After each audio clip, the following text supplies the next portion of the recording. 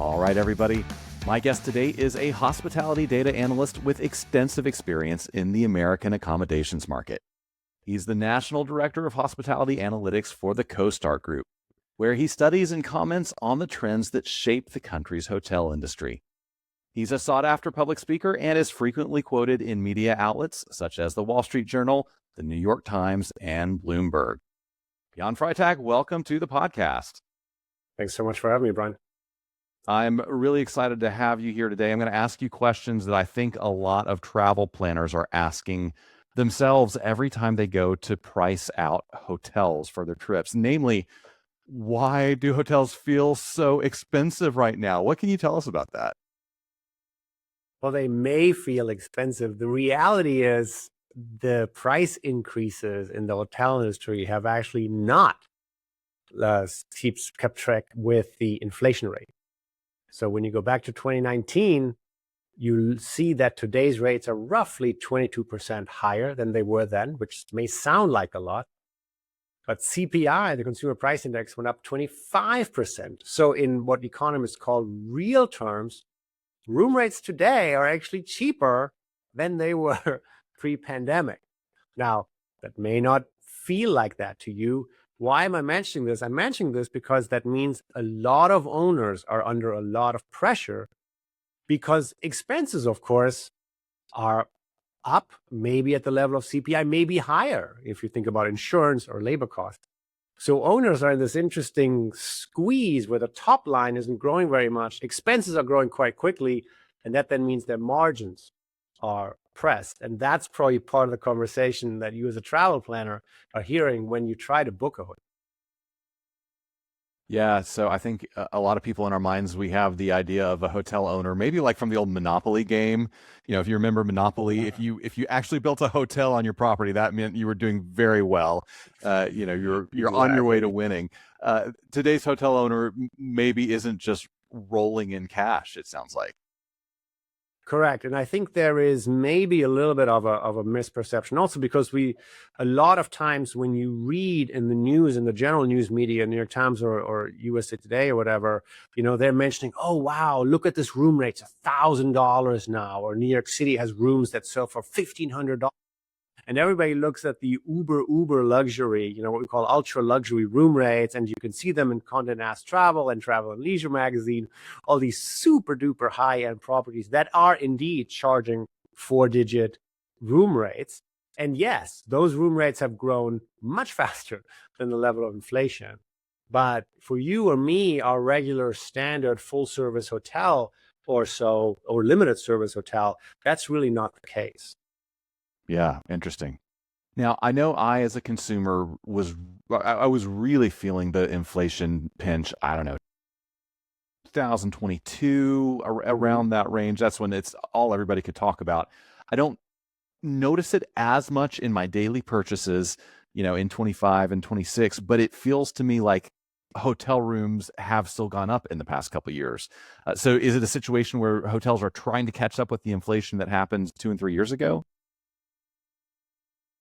I mean, maybe, but again, the cost structure for hotels has not come down or is still increasing often faster than the level of inflation. And I appreciate that you're saying, look, for me as a consumer, my inflation rate may have come down. Newsflash, there's a war in the Middle East and oil prices are going up, and oil is permeating the American economy. We can see this in almost everything. This hasn't hit us yet. So I can only expect that costs are going to continue to go up. And what that means then is that owners will continue to focus on the top line in order to outpace the cost increases that they're facing. Yeah. So let's dig in a little bit to those pressures that owners are feeling. You mentioned labor. You mentioned, obviously fuel is going to filter down into everything. What are the major drivers that are putting that much pressure on their operating expenses? Yeah, so certainly first and foremost, right, we're in the service industry. So people are our most expensive line item. And that's not going to change. We are not going to have AI make our beds. Is it possible that we will have some savings on the back end because AI can route the telephone call to the right department, or because you can text some AI agent to get you another towel? Sure, but you still want somebody to check you in and out. Or maybe if you don't want that, you want technology that allows that, which is also expensive to implement. But you certainly still need waiters, wait staff, people in housekeeping, people in the back of the house that do the actual service work and the service delivery work. And that is expensive. We have a New York City union labor contract that's up for negotiation right now. And when I talk to people in the acquisitions and dispositions field, they're all saying, well, pencils down in New York, because we are not sure what the new labor contracts in New York City are going to be like. What is that increase for the housekeeping wage, for the wait staff wage? And before we know that, we're not going to underwrite a deal. So all eyes on New York City, because the asterisk to that conversation is, oh, wow, the conversations are ongoing. And also, is it possible that we'll see a labor strike in front of the World Cup? Nobody wants that. Nobody hopes for that. But is it possible? Sure. So that's going to be interesting to watch. We have other large union markets, Chicago, Boston, Hawaii, that are also getting closer to renegotiating their contracts. And that then will likely mean higher labor increases. So that's certainly number one. If you're in a coastal area or in Colorado or in California, you contend either with storms or with wildfires, right? Either too much water or too little water. And luckily, our hurricane season last year was actually very muted, but that is probably not going to be the rule. That's more the exception. So we fully expect, stronger hurricane season, stronger wind events, stronger fire events happening in the future. That will drive insurance costs up, especially in the coastal areas. And then one other thing that is not as interesting or important to the operations, but very important to the owners, is tax increases. So in a lot of downtown properties, because people aren't in the office anymore, a lot of office buildings lost a lot of value, which depleted the tax base. And so now cities are saying, uh-oh, where can I, get my taxes back? And so they're going to hotel owners and say, hey, looks like you're doing well. We want to increase your taxes. So those are things that are definitely on the operator's mind. That doesn't impact your negotiations today or tomorrow, but just know that is on the directors of sales mind, on the general manager's mind as they go into these negotiations. Yeah, that's fascinating. So it's a whole mix of things. It's no one policy. There's not a lever that we could magically flip that would change the situation. I hear you saying. Yeah. Talk to me about the labor force specifically that is coming in from other countries. Early this year, we saw a lot of immigration action from the Trump administration. Maybe that is not as intense as it was.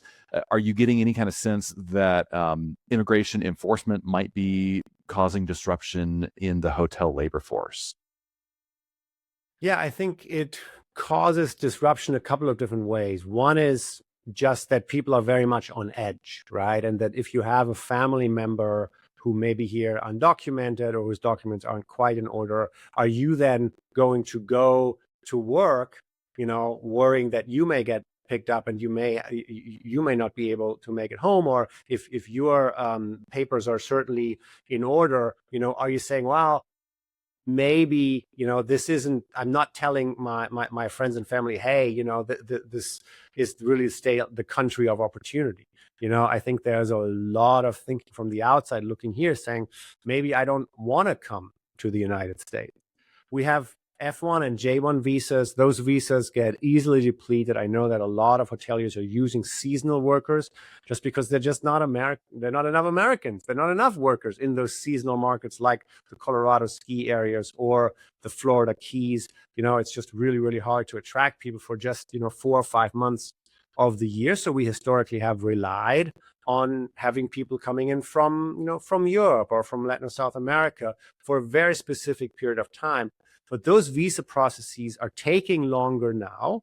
And oftentimes they're also not yielding as much visas as we used to get to. So all that means, the bottom line of this means hoteliers have to pay more for their wages to attract staff. And that then hits the bottom line. Yeah. All right. So you do a fair amount of forecasting. I know you have crunched a lot of numbers and kind of put out some ideas about what 2026 is looking like so far, what it might look like, for the rest of the year and into the future. Tell us what you are forecasting for hotel prices this year. Are they going to continue to rise? Do you see any leveling off? What should people plan on? I mean, so for the nation, we're proposing that room rates are going to grow 1%. 1%, which is well below the level of inflation that's predicted to be, 2.5% right now, but that may obviously go up. Now, your mileage may vary, right? Mm-hmm. That 1% is the average for every hotel. And of course, it's going to be a little higher in the larger markets. It's going to be a lot higher in the luxury end of the market. It's going to be a lot higher for citywide convention nights, like a Tuesday night or a Wednesday night. If Chicago's convention center is fully booked, that means a lot of hotels in that general area will be able to drive their rates up more than that for that specific period of time. That may or may not be translating to a higher room rate increase for the year, but certainly I'm telling you 1% for the year for every hotel. But, it's a case by case number, especially for the meeting planners that are looking for larger venues. Yeah, that's very good intelligence. Let's talk about the demand side for a little bit. First of all, do you believe that that changes in demand could affect the pricing situation, or is it just completely being controlled by supply and pricing on the supply side? No, I mean, demand plays a huge role, right? If you're asking me, can you get me a cheaper rate in Nashville, Tennessee, where I'm based? And I'm like, yeah, just book it Sunday night. Yeah, well, I don't want to come Sunday night. I want to come Tuesday night. And I'm like, well, Tuesday night is a higher demand night. Yeah. So obviously room rates are higher on Tuesday, Wednesday versus on Sunday. So demand has everything to do with it. Now, we are seeing in the larger top 25 markets, and specifically in markets like Nashville, Miami, Denver, Phoenix, Dallas, huge influx of new rooms. And that then takes the pressure a little bit away, puts pressure on hoteliers, takes pressure a little bit away from meeting planners, because you have more options, right? And you can say, oh, well, on Tuesday night, I was really looking for this rate. Can you match that? Because I have a couple of other hotels that can. So that's where the negotiations come in. But there are certainly still a lot of other markets, secondary, tertiary markets, where there is not a lot of new room supply. And there, the hotel stock is what the hotel stock is. And as demand fluctuates, so will the room rate. Yeah.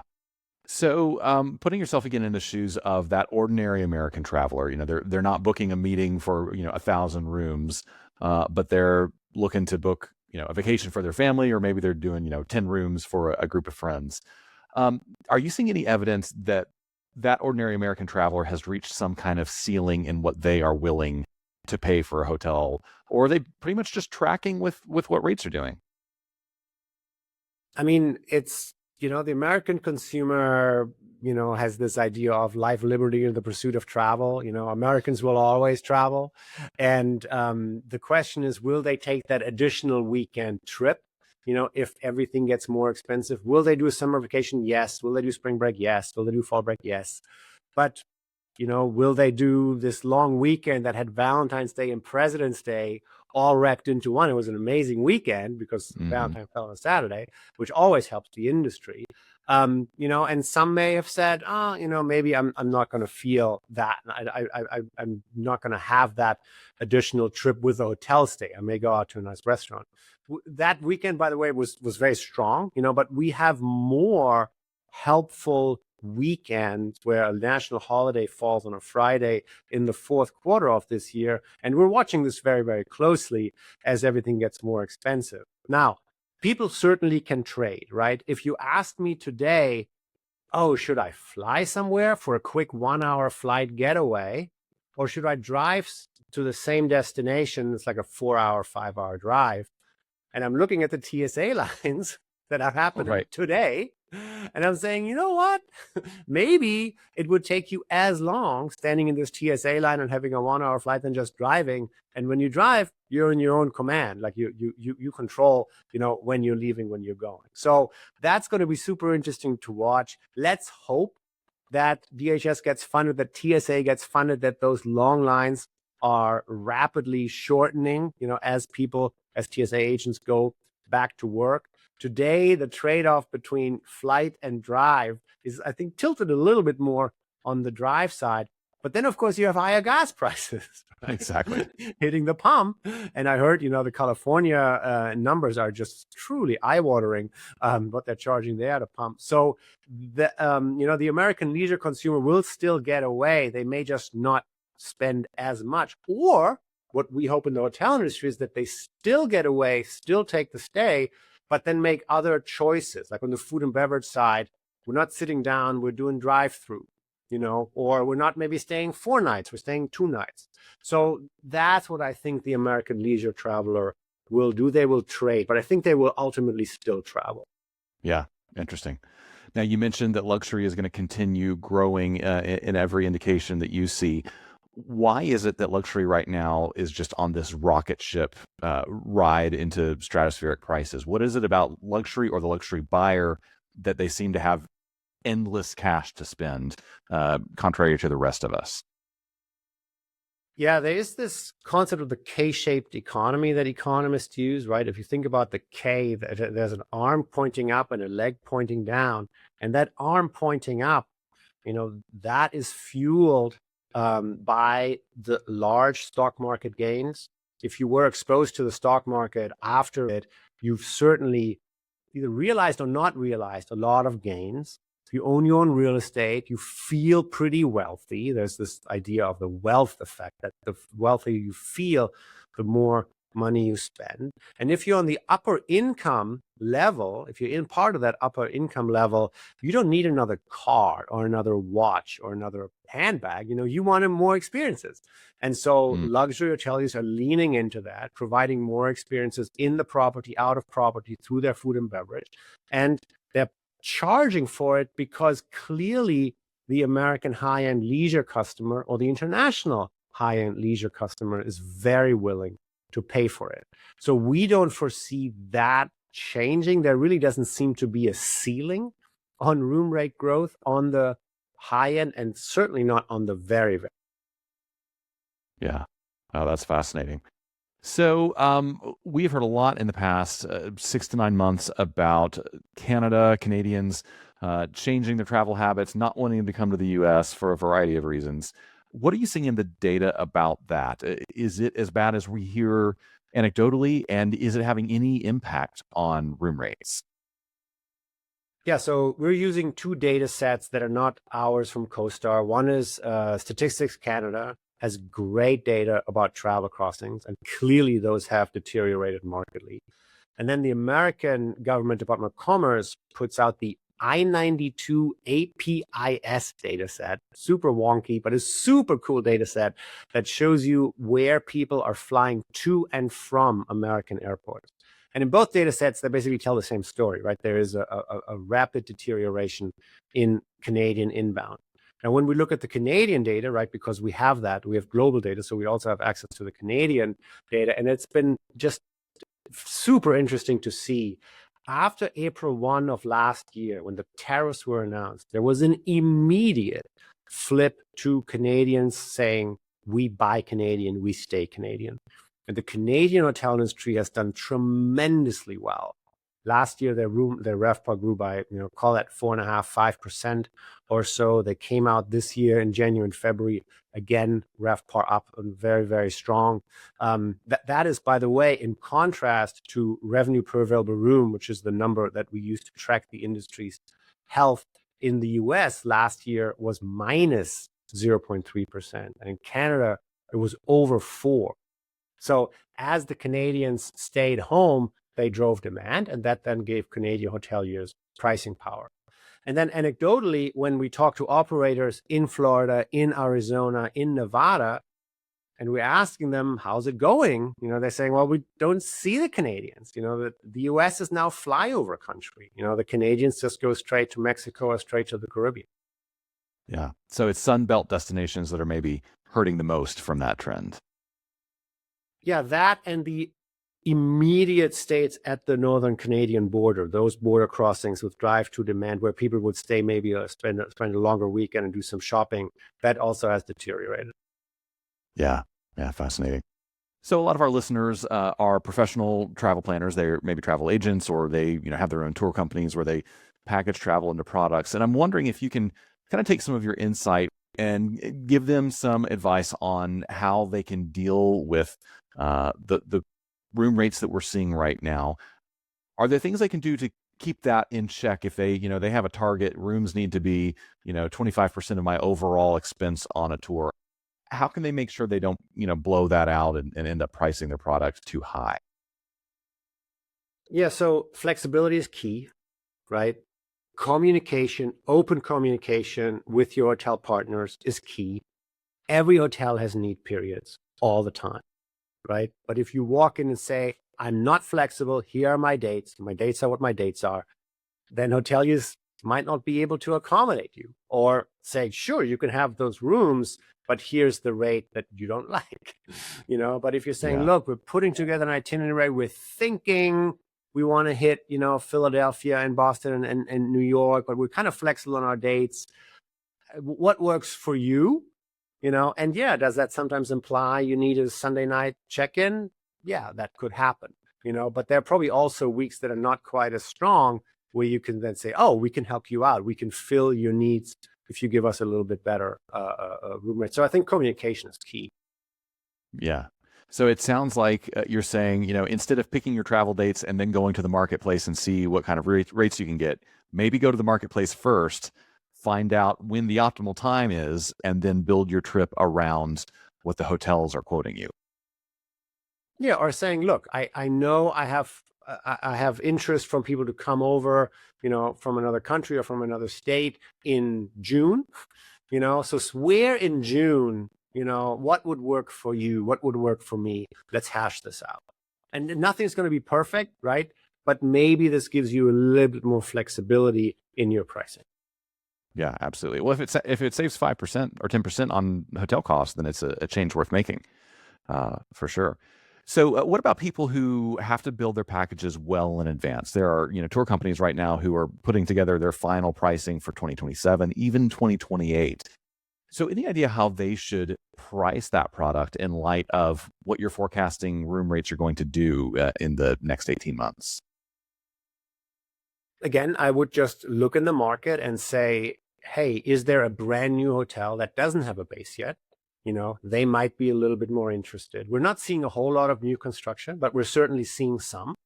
A lot of it are limited service hotels, but those brand new limited service hotels might actually be a better value for your customers than a property that's, 40 years old and was renovated pre-COVID.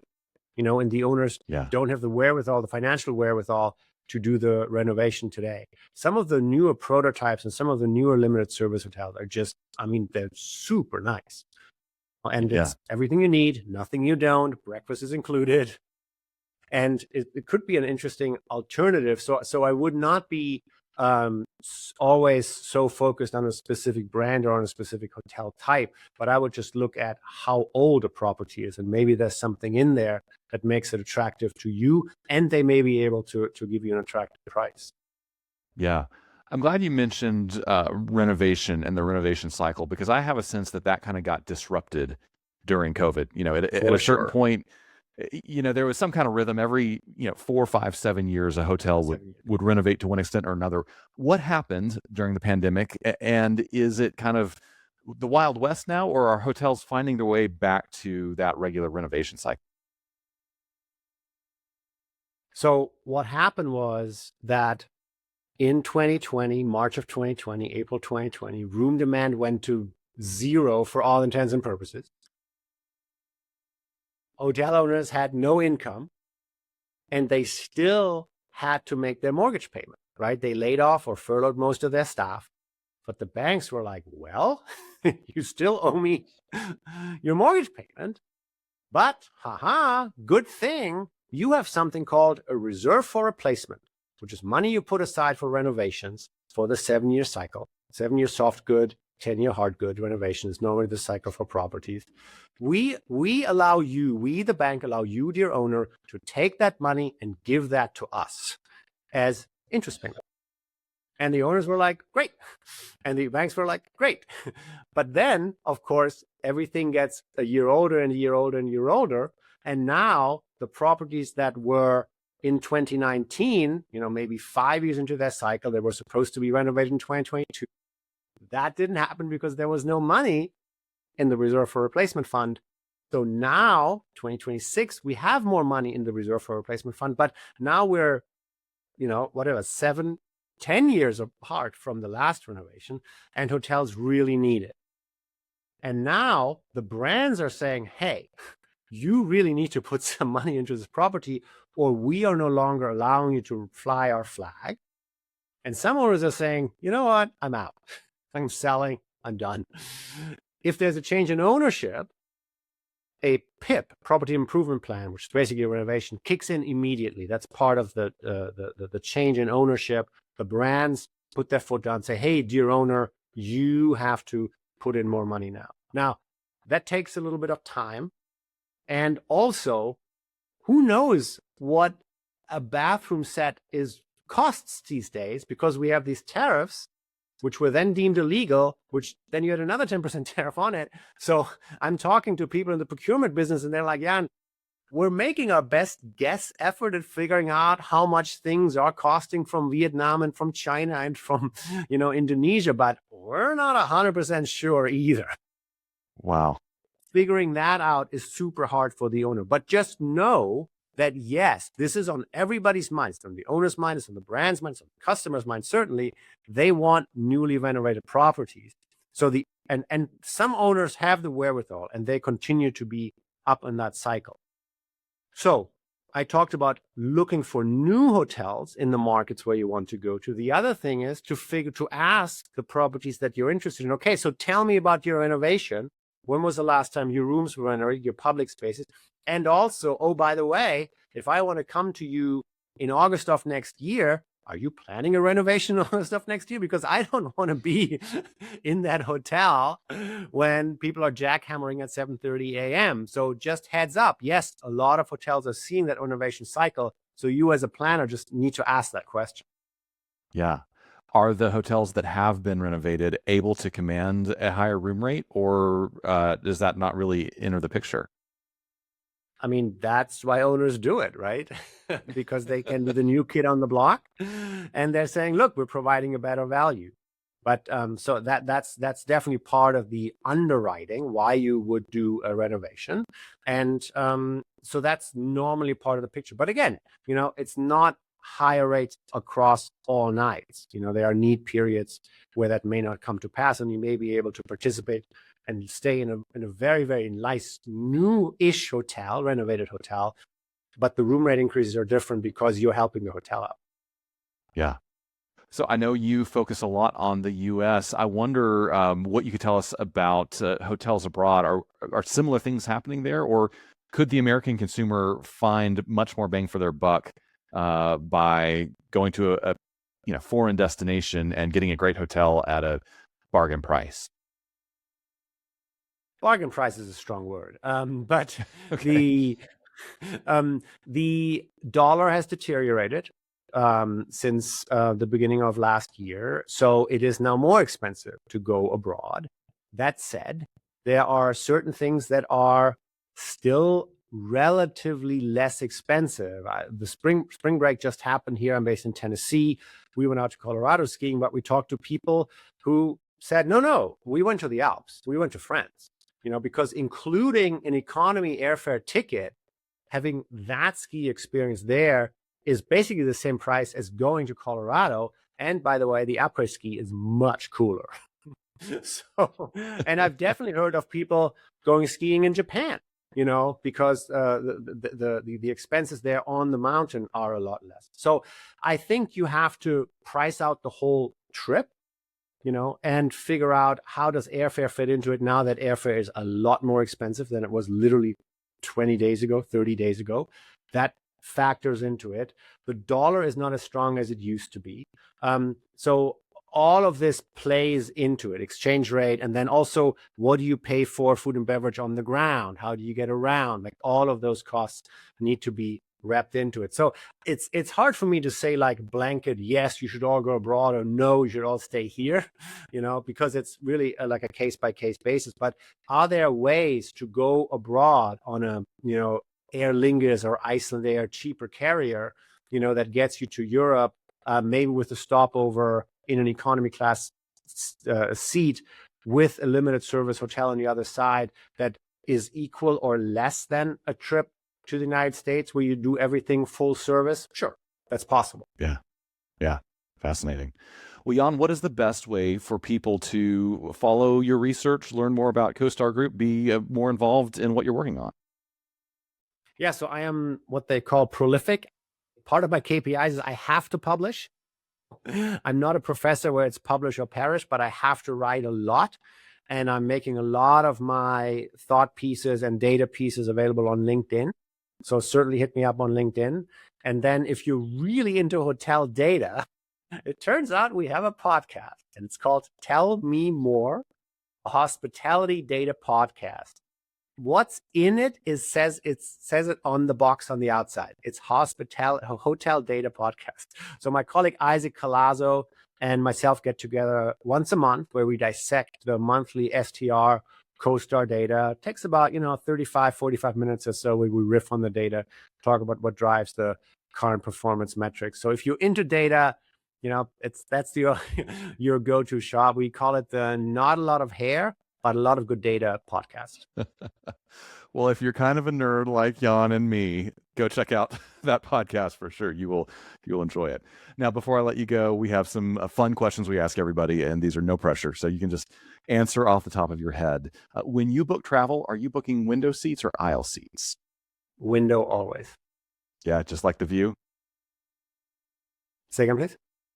You just love the view? Yeah, and I don't want to get up if somebody else has to get up. So yeah, there's that as well, for sure.